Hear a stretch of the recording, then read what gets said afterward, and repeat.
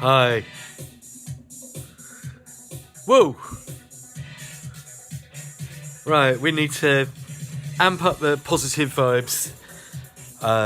Bit of oomph, a bit of energy, bit of optimism. Because when you're down, the only way is up. And I'm saying that to the whole world. It's 1988 in this parallel universe. Which is, let's do the maths, 22 years ago now? No, 32, blimey.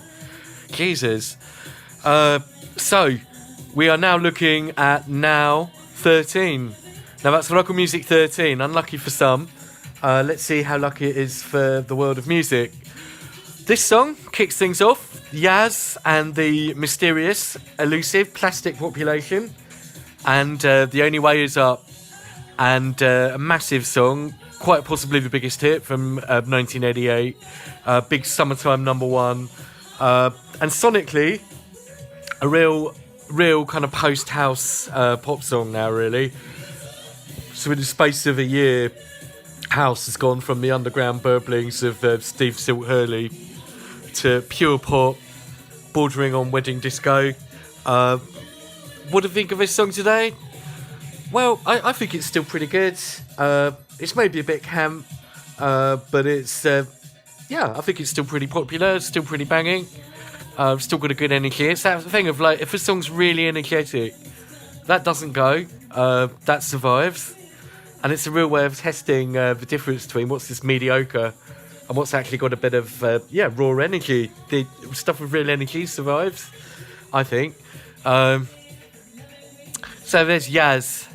Now, how do you follow that? Teardrops, Womack and Womack. It's very popular, hugely popular song. Popular then, probably still fairly popular. Probably way more popular than Love Wars. But I just thought Love Wars was a way better song. Love Wars, which was on Now 3, I think, was a hard-hitting song, literally, about a couple who fight each other, who batter each other, and it was very hard-hitting as a result. Teardrops is a lot more kind of family-friendly, if you like, and as a result, it's just not got much drama to it, but it's a good sort of bit, I don't know, it's just kind of the old style of 80s dance music. It was immediately following Yaz, it just seems a bit like yesterday's music, really. We follow up with another one, inexplicably popular in my opinion, Erasure and A Little Respect. Really not one of the best things they've done, but a hugely popular song. I don't know why it's so popular, really. It's okay for an Erasure song, but it just doesn't really seem to have a proper chorus or anything. Anyway, that's followed by a cover, Harvest of the World by the Christians. A very good cover, a pretty faithful cover of a great Isley Brothers song. First time the Christians, who've had a few hits by now, first time they've appeared on a Now album. And yeah, that's a good song. It's got a good positive message again. Followed by a song I can really almost totally not remember, and that's Hue and Cry, Ordinary Angel, which really is just a totally forgotten song. I think any song with the word ordinary in it runs the risk of being very ordinary. Okay, UB40 and Chrissy Hind back together again with Breakfast in Bed, which was... I'll stick it on. This was the second duet they'd had following I Got You, Babe. And in a way, it's maybe a little better. It's not quite as obvious. I think it's a cover of an old song again. Let's find out who did the original. I should know. I should have even prepped.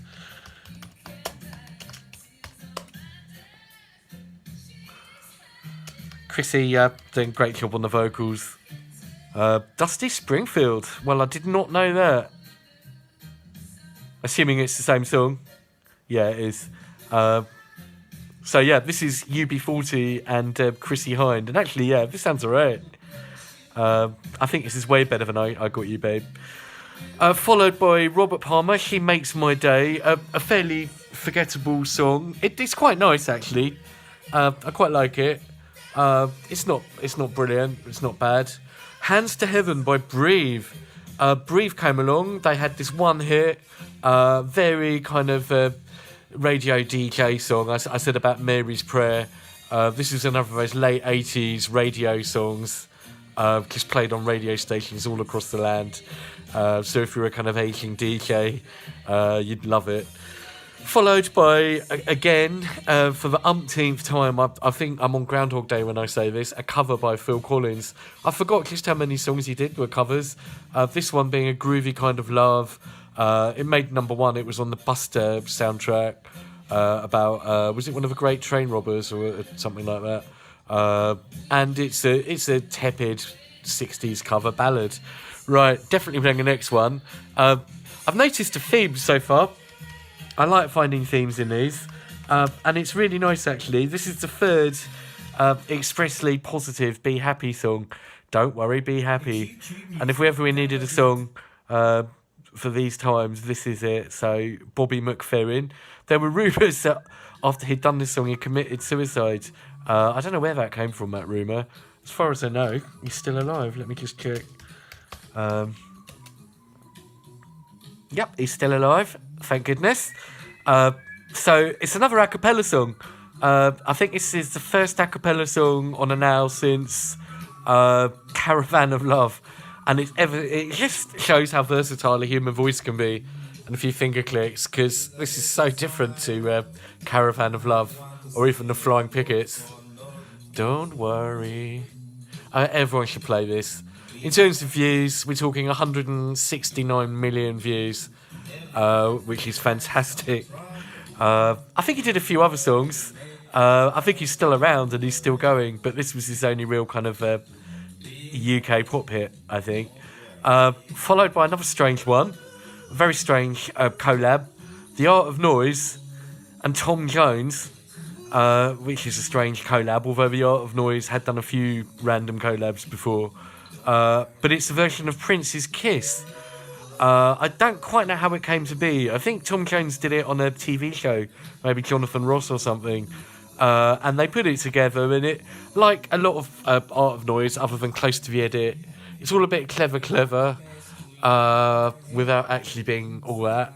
But, you know, it's certainly a conceptually interesting song, if not a musically one. Okay, we've got Brian Ferry next, and another old song, Let's Stick Together. Now, I really don't like Brian Ferry normally, but this is a great version of a rock and roll song. Who did the original? I know Can Heat did a very similar song called Let's Work Together, and this is almost kind of based on that. I'll just get you some background info. Pretty old-fashioned sort of song for 1988. I can only imagine it was used in an advert. Yeah, I wish Brian Ferry did more stuff like this instead of all the kind of sort of boring stuff. At least this has got a bit of get up and go. And it's not with Roxy Music, it's just Brian on his own. No, he actually did the original. Wow. But it is, yeah, it's basically Let's Work Together by Canned Heat with some lyrical changes. Okay, we are now, I'm just trying to work out if this is the next side. Yeah, I think we're on to record 2 now. And we kick things off with Kim Wilde and You Came. This is a strong late 80s Kim Wilde song. She's really been around for a fair old while by this point. And she's transitioned effortlessly from early 80s to late 80s. And You Came was a very strong kind of pop dance song, followed by another great one, Don't Make Me Wait by Bomb the Bass. Now, I was saying before that although Beat Dis was very much a kind of clone of Pump Up the Volume and stuff, Bomb the Bass, Tim Simonon, was absolutely an innovator. Don't Make Me Wait really brings in a full song to his beats, and it's got a kind of almost Hispanic groove to it. It's a bit along the lines of Shannon, Let the Music Play. So if you like that, you will love Don't Make Me Wait. We follow that up with The Harder I Try by Brother Beyond. Guilty pleasure time. I quite like Brother Beyond. They teamed up with Stock Aitken and Waterman after a series of flops, and they finally hit pay dirt with this one, which sounds like an old Motown song, but it's actually a Stock Aitken Waterman original. As I've slagged off a lot of their stuff, I try and do critical thinking with people like Stock Aitken and Waterman, and I try and take them on a song-by-song basis, because some of their songs are crap and some are like amazing, and it really is just looking at the individual song. The harder I try, I think it's pretty classy and sophisticated, and I think it's a good Northern Soul or Motown update. It's obviously very teeny bopper and pure pop. But I just had a bit of affection for them. I think it's the Northern Soul thing. I think they did it. They genuinely like that kind of music. And that was followed by another old song, which made number one again, and that was The Hollies. There's a lot of old songs here at the moment. The Hollies, He Ain't Heavy, He's My Brother, which I'm pretty sure was in a Levi's advert, or maybe it was a beer. Now, talking of old songs, check this out. Long 80s video. Yeah, following the collab between the Fat Boys and the Beach Boys, Wipeout, they're back again with the twist. Blimey, I haven't heard this song for so long. So it's the same format as Wipeout. It's an old, very early 60s, maybe even late 50s rock and roll song.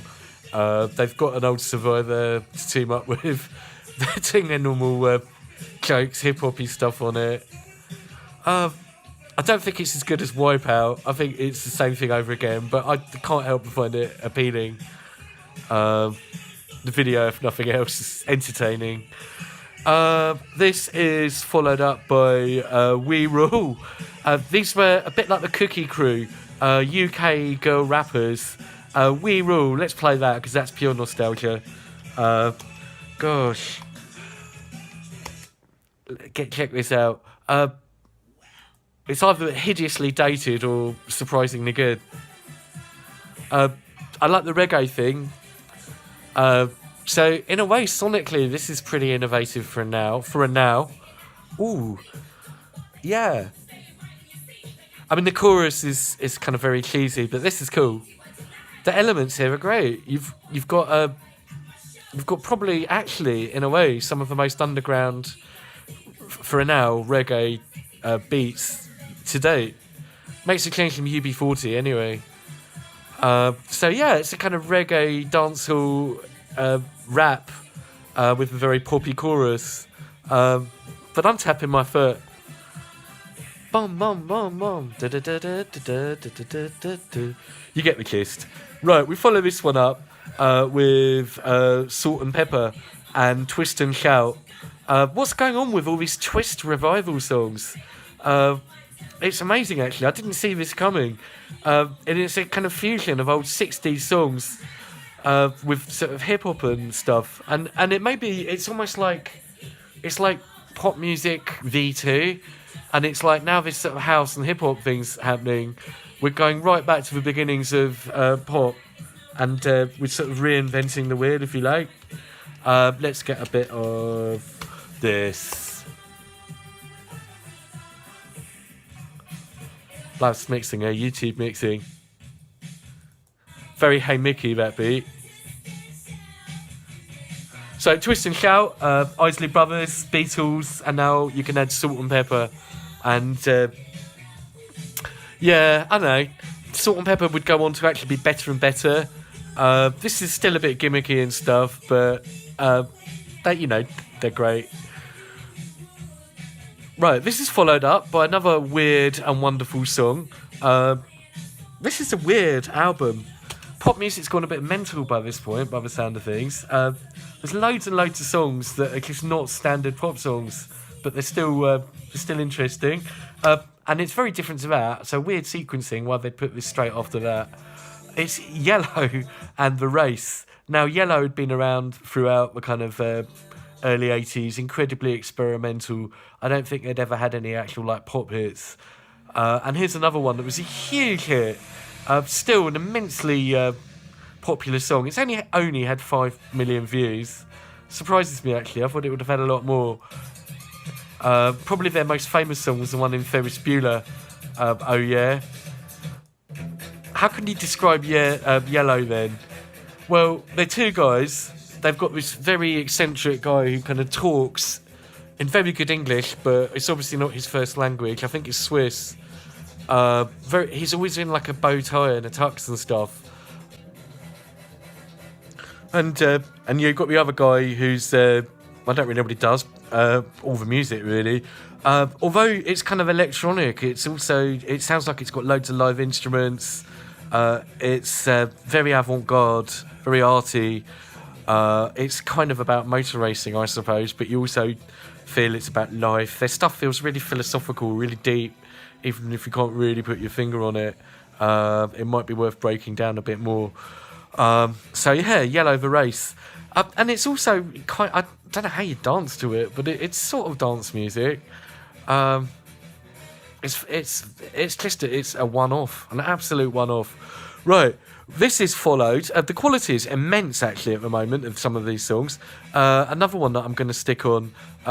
This, in some ways, is another paradigm shifter, because this is the first song that would actually be defined as techno, or Detroit techno anyway, to make a now album. It's Inner City, aka Kevin Saunderson and Paris Grey.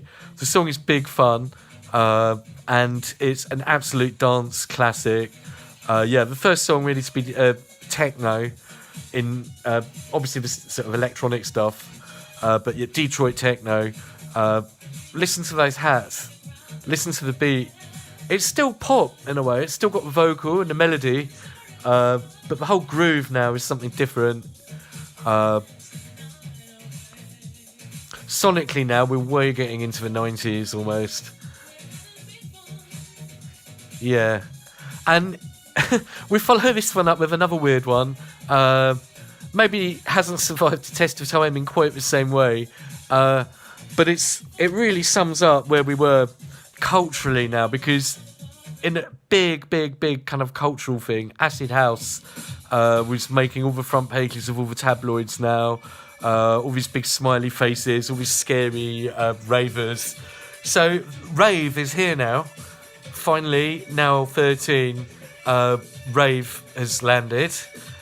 And it's this song is very much a kind of it's like the Sun or the Mirror version of Rave, if you like.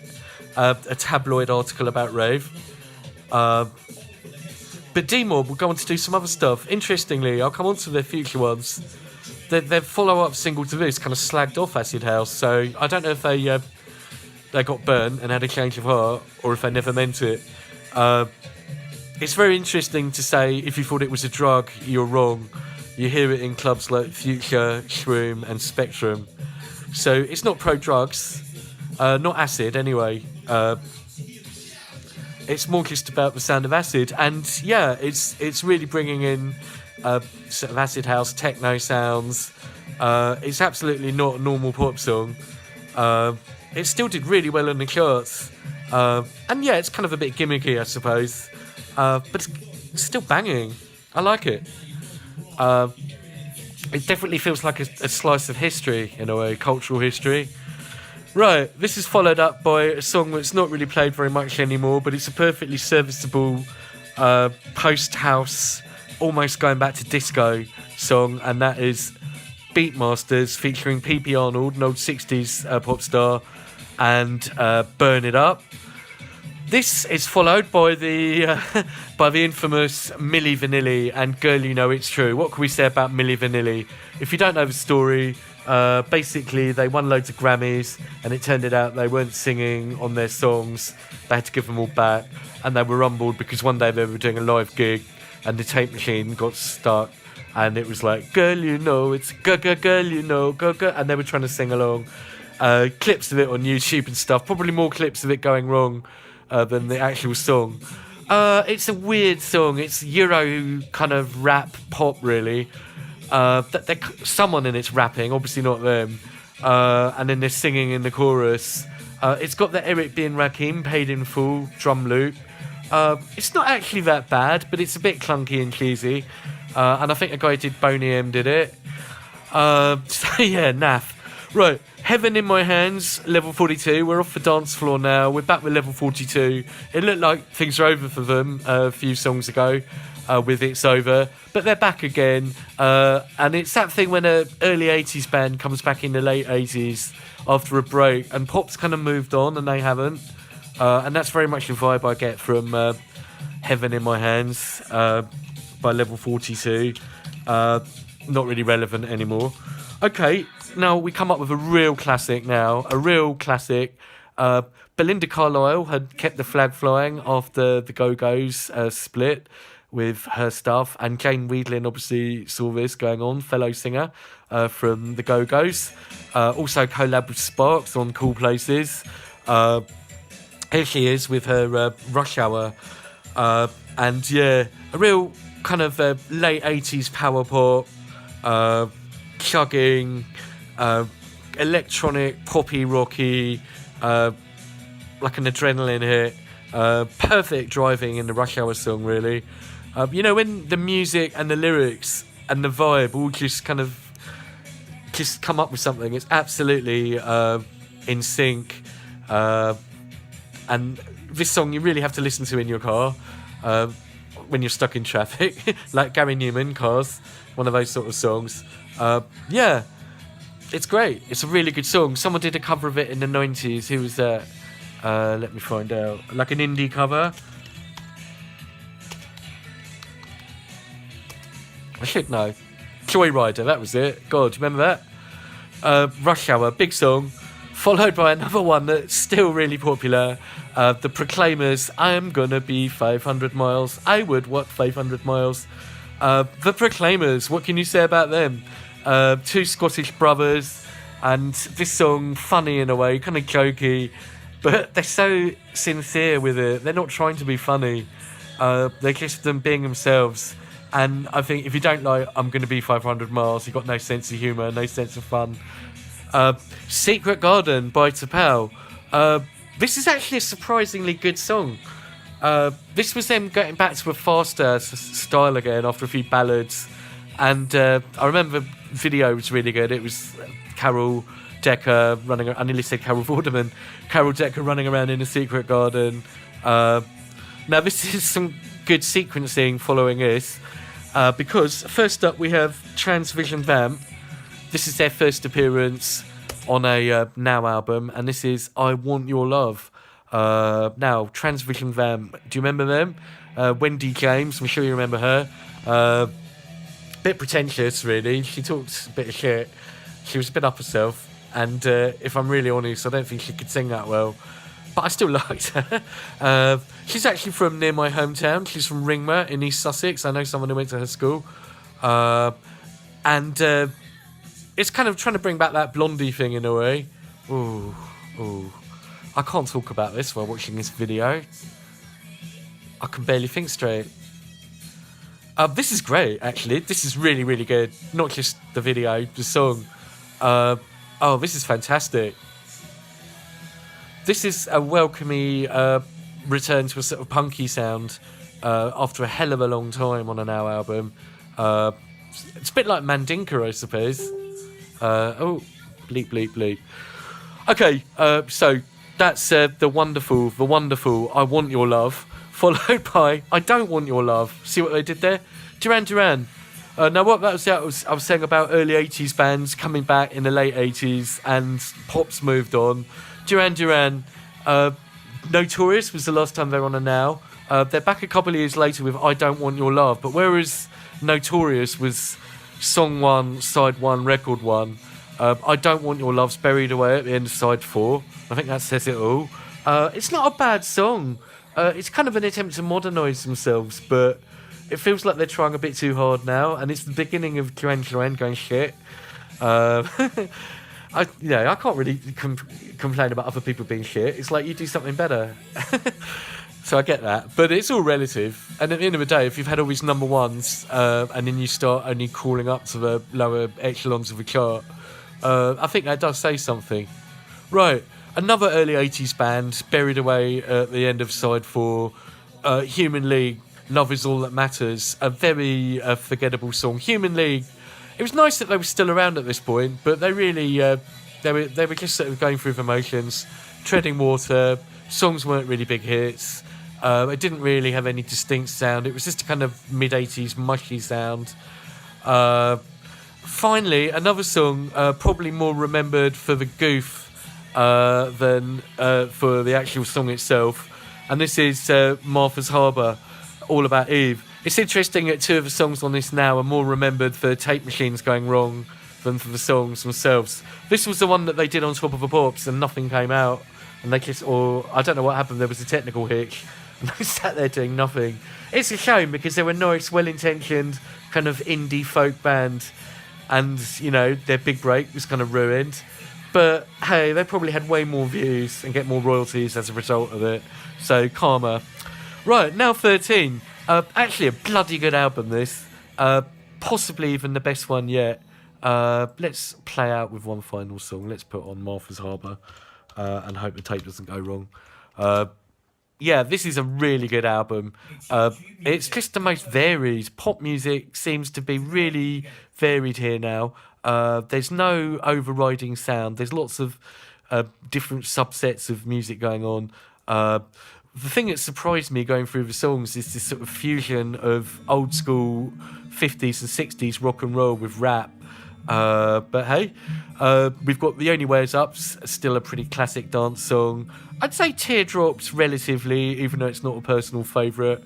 Ditto, A Little Respect, Asia, not a personal favourite, but still popular. What else? Don't Worry, Be Happy, Bobby McFerrin, definitely one off.